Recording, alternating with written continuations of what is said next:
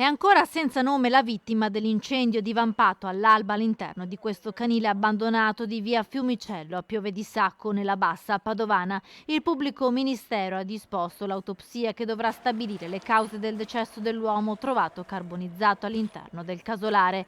In procura a Padova è stato aperto un fascicolo per omicidio perché tutte le ipotesi sono aperte. La macabra scoperta è stata fatta questa mattina dai vigili del fuoco intervenuti per spegnere il rogo. Il casolare in muratura era avvolto dalle fiamme che erano estese a tutto il piano terra. Dopo aver lavorato per almeno un'ora, i pompieri hanno ritrovato il cadavere carbonizzato.